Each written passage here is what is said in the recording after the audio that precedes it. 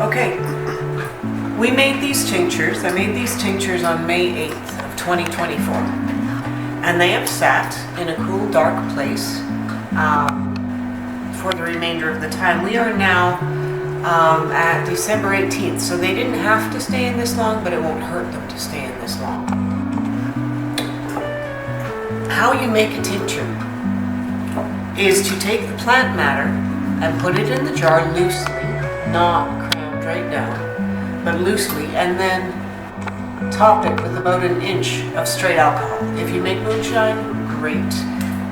If not, you're looking for the highest proof of alcohol you can get, whether that be Everclear or 100 proof vodka. You need something with the highest proof in order to pull as much of the medicine out of the plant as you can. Now these Cleavers, 100 proof vodka, May 8th, 2024 is when they were started. Now what we're going to do is we're going to strain them and we're going to bottle them. Now Cleavers, one of my favorites.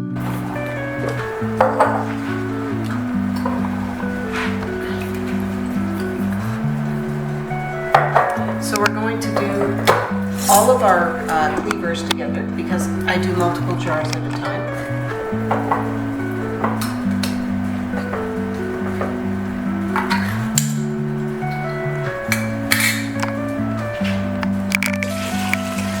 And again, you can see, okay, so we already talked about Cleavers and what they do.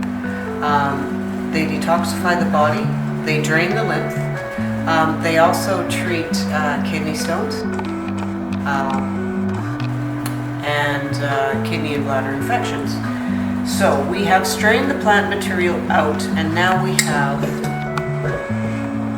all of the tincture. And as I said, I make a lot. So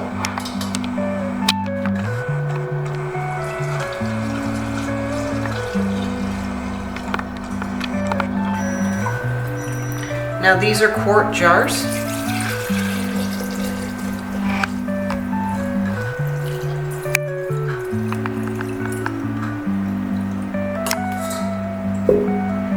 And as you can see, straining is very simple. And now you have large amounts of tincture, which you then put in the smaller jars for 2 ounce amounts for a client. Okay, a little dropper, fill the dropper, put it underneath your tongue, hold it in your mouth. You can also put the dropper into a half glass of water, swirl it, and drink it.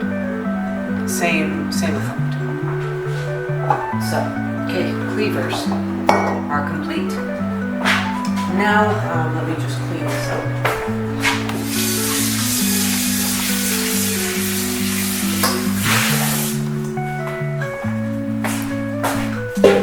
So, we are going to go now to Stinging Nettle. Stinging Nettle is another one of my favorites. Oh, let me rinse this too.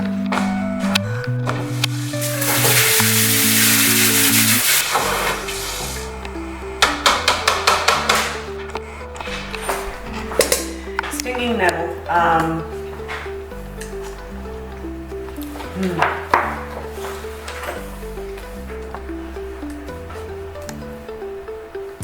Is an anticoagulant.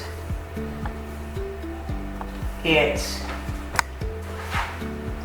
stimulates blood flow.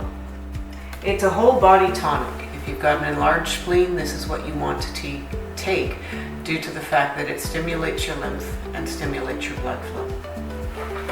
It flushes your body. And again, plant matter. Now, you may have to top up your tinctures as they're going because the plant material does absorb and does expand. So I know the Horsetail I topped up twice, And the nettle I did top up once with, again, 100 proof alcohol. And they aren't canned, they've just been working their magic for quite a while. Again, see the difference in the color of the alcohol? Now that's because it's pulled the medicine that it needed out.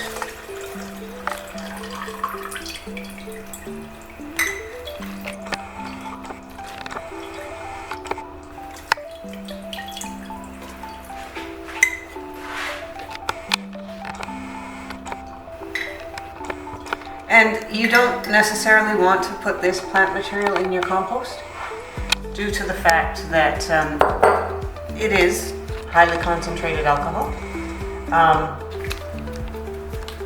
And if somebody throws a lit cigarette in there or a lit match or such, you know, let's remember that alcohol is flammable. So again, I make a lot at once.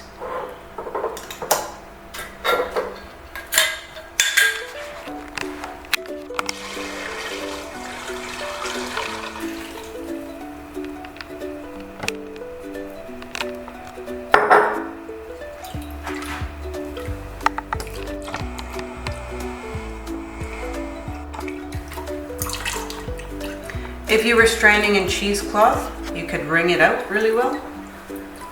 As I said, this strainer works really well for me for taking out the vast majority, if not all, of the plant material. Therefore, I'm content with it.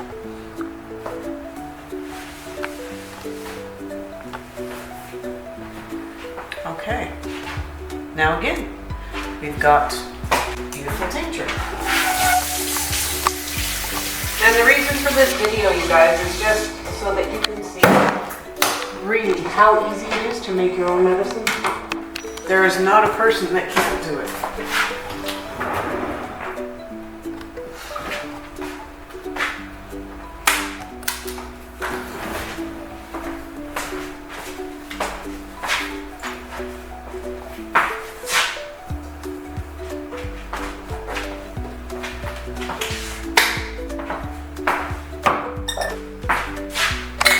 And these are stored in a cool, dark place when you have, at all points, they're stored in a cool, dark place, meaning not in direct sunlight. You don't want to steep them like tea on the windowsill in the summer.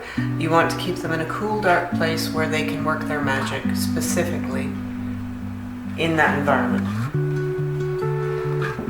Again, all the plant materials drained out, which you will see.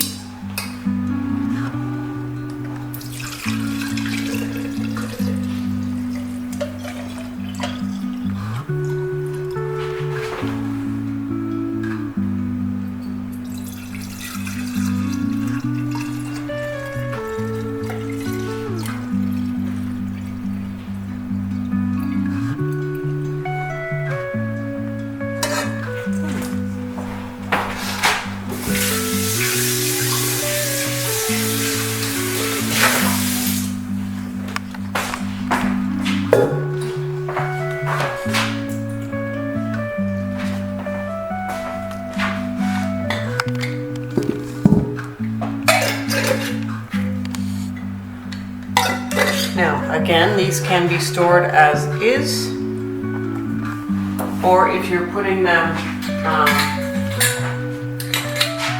if they're being used for yourself, they're fine being stored as is. Again, cool, dark place, keep them there.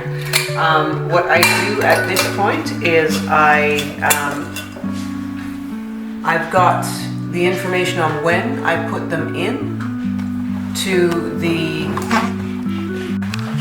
when I put them in on the front. Now I will update that with when the date they were strained and then the date they were bottled, so that you will always know the dates. I wouldn't go over 5 years for the use of any of them. And at the same point, there's really nothing that could go wrong.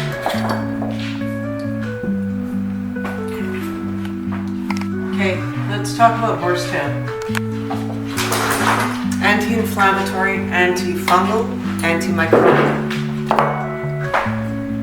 It's nasal congestion, bronchitis, respiratory ailments, sore throat, you can gargle with it. Urinary tract infections, increases brain function and cognition. What I generally use horsetail for is kidney treatment. If someone comes in with chronic bladder infection, difficulty urinating, Harry, do you mind? You silly little dog.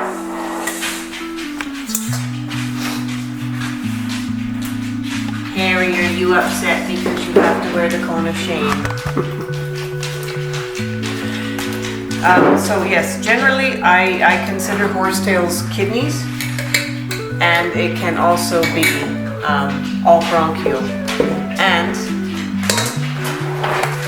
fungal infections. If you have athlete's foot, if you know someone who has wet palm, which is overactive sweat glands in palms of hands or bottoms of feet, horsetail is the ultimate gift that you can give them. If it's growing near your house, just pick them some. I always take my laundry basket out because it's light and you can carry along. Pick as much as you can, leave the root intact under the ground, thank the plants as you harvest them, and let them know what they're going to assist you with. It's important. It sounds like folklore. It's important. They actually give you further life energy, and if there's ever a point where you can actually see that life energy, you'll understand what I'm saying. If you know someone who has wet palm or wet foot, you simply take the fresh herb or dried herb, you boil it for 20 minutes, and then you cool it and soak whatever the affected part is for 30 minutes. Twice, 2 days in a row, like once a day for 2 days in a row, and you will find that that works better than any over-the-counter athlete's foot remedy or any prescription athlete's foot remedy. For people who have this chronically, it's really their best bet. And say you wore your shoes with bare feet and now it's in your shoes. Soak your shoes. There's no reason you shouldn't. It's not going to hurt them. It might color them a little. So if they're bright white and you need bright white, deal with it. They're going to be a little bit green, possibly a little bit gray, but you won't get athlete's foot by wearing them again. Horsetail is a very rough plant. It's actually used to polish metal. So it is straight silica, which means your kidneys are strengthened incredibly. So are your hair, your skin and nails. But you do not want to eat it. It's very abrasive to your insides. So just keep that in mind.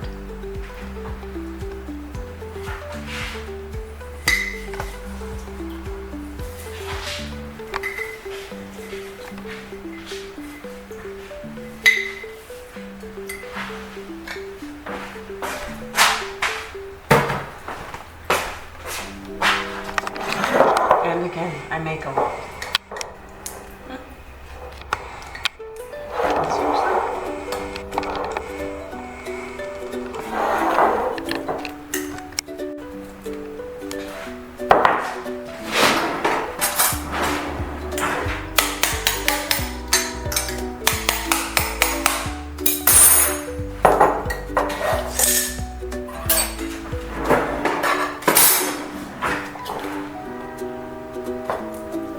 One's going to have to be strained twice because I see some of the plant material has made it through.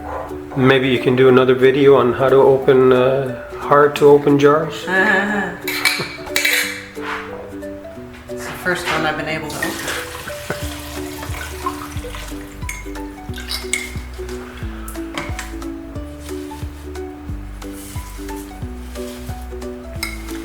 So as you can see, I use the entire plant.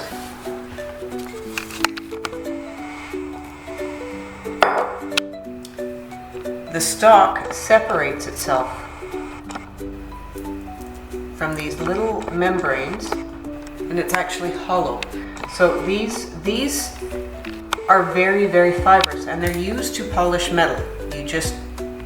You polish metal with them. That's what they're used for. And your hair, skin, and nails, and kidneys will thank you so much for using it, due to the fact, yeah, see, it can come through the strainer, due to the fact that it's so high in silica, which is what you take for your hair, skin, and nails, that, and here's the stem.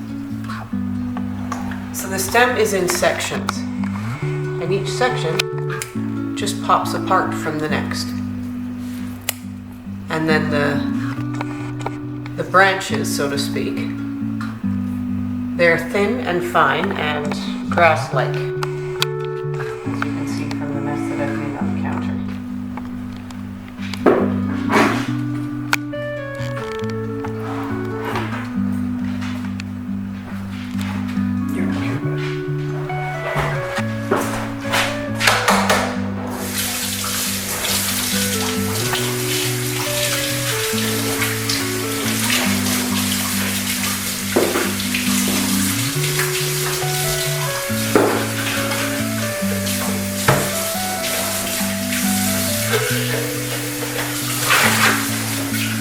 Now you will see Horsetail in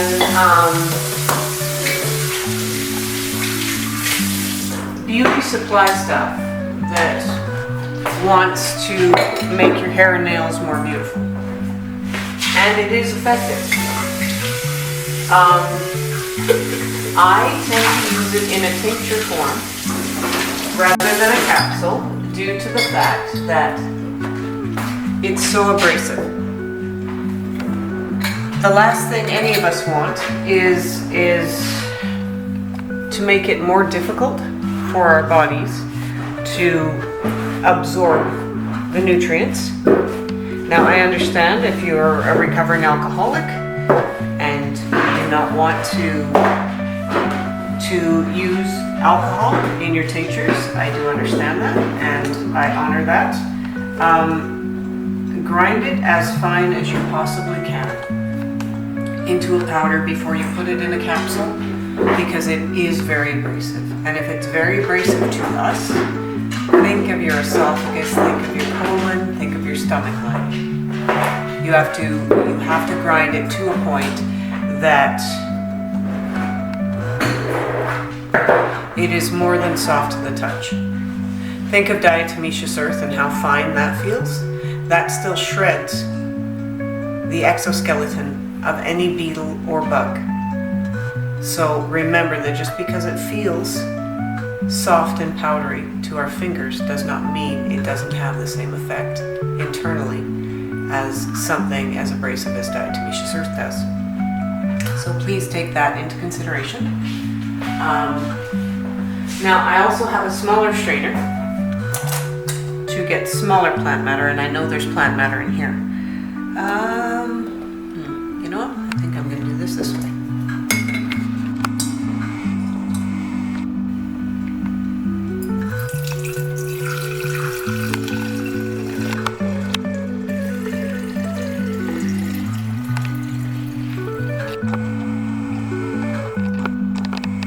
And again, I make a lot at a time because I provide medicine for a lot of people.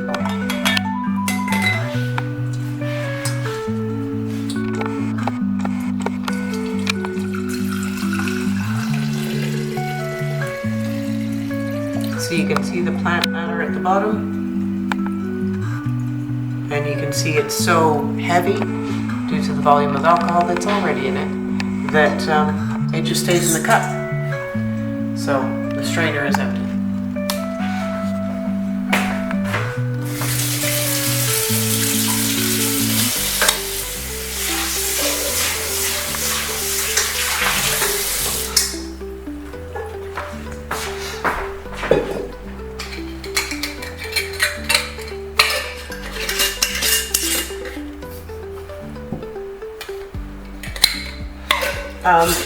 You can also combine tinctures. One of my favorites is a combined horsetail and nettle, equal parts. And I'm also someone who combines a lot of tinctures together so that you're taking one dose out of one bottle a day. It just, you know, efficiency makes your life a little bit easier. Okay, now, last one that we're gonna do, the last one that is ready to go is Fireweed.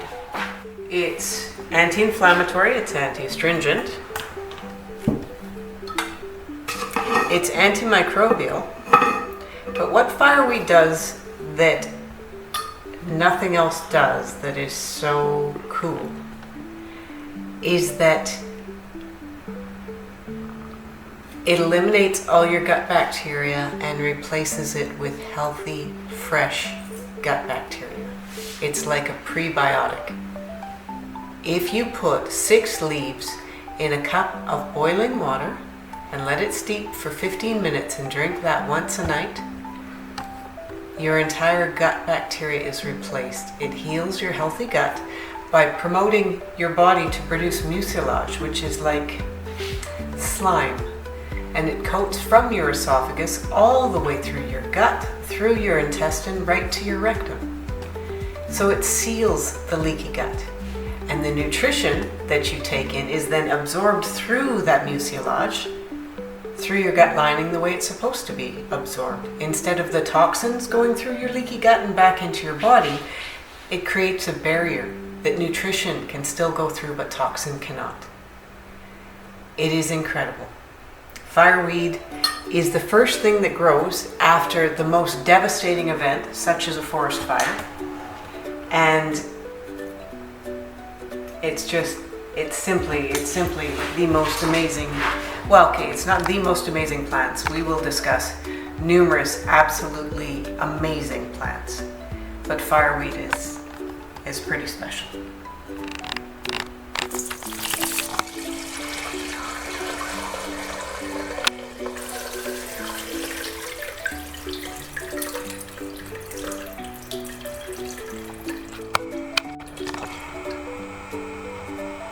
And I pulverize fireweed before it goes in, just to get the best use of the plant. So it comes out pretty broken down, almost like vomit, I guess, almost like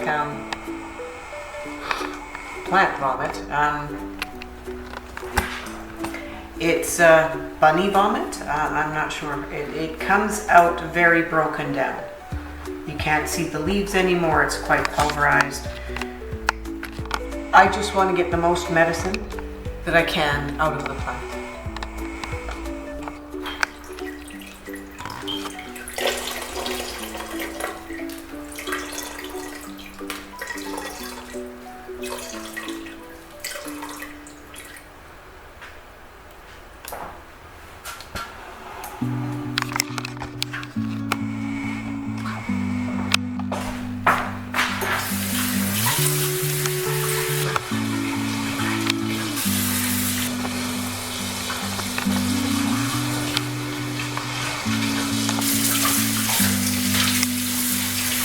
And of course, I'm just rinsing everything right now. You'll want to do a proper cleanup of all your tools at the beginning, well, obviously before you use them, and at the end when you're done with them.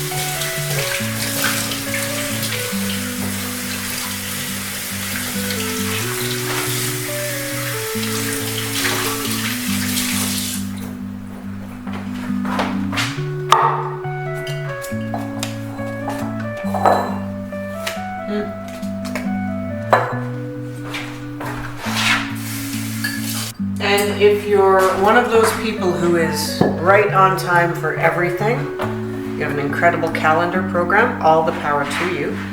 If you leave the herbs longer than 3 to 6 months in the alcohol, it's not going to be a problem. Just strain them when you have a chance. Bottle them when you have a chance. They're good for 5 years.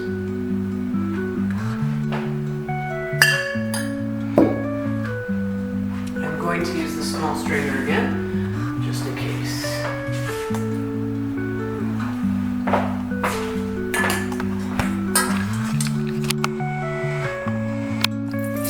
And look at the beautiful color. Well, okay, it's not a terribly becoming color, but you can see how the plant medicine has been pulled from the plant so well due to the high alcohol content. See that? That is what's left of the plant, right? And it's nothing. And look at the beautiful, the tincture is such an incredible, it takes all of the medicine out, and I am so grateful for it. Now for filling the little bottles, let's be honest, right? Little hole, use the funnel that comes with them. You can buy these on Amazon, I'm not joking. Very, very simple. This is a 2 ounce bottle. So you can fill it quite high. Remember that you have to stay to the first rung of the neck, because the water displacement that will happen with the dropper going in will take it all the way full. Okay, so unless you want to be washing all the tincture that overflows, only go to the first rung of the neck. Below the first rung of the neck. And I can show that to you right now. I can pre-pour it.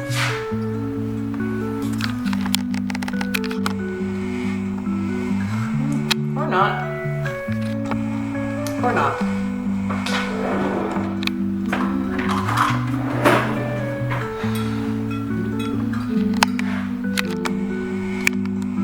Now you don't want to, I don't care if your cup is clean, your measuring cup is clean, you don't dip anything into the tincture bottle.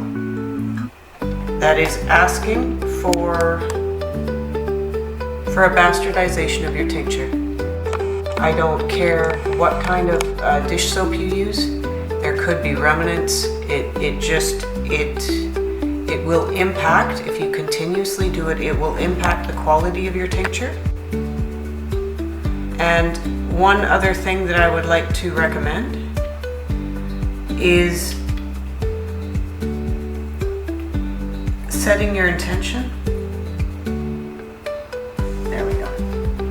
Setting your intention before you work with plant medicine at all. Ensure that your intention is for the good of mankind, and then you will ensure the potency of your medicine.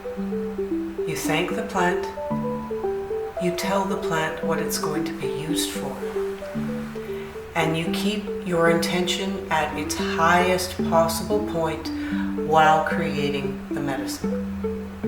That means before you shake it, you set your intention to the best for all.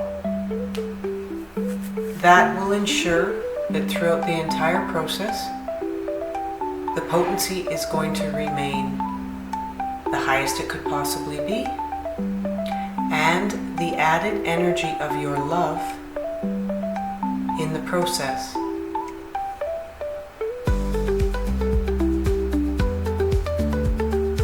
don't think that that doesn't make an impact, because it makes a huge impact. And that's it, that's tincture making. You've got it below the rung, and you can watch it fill it right up. There you go, Fireweed tincture.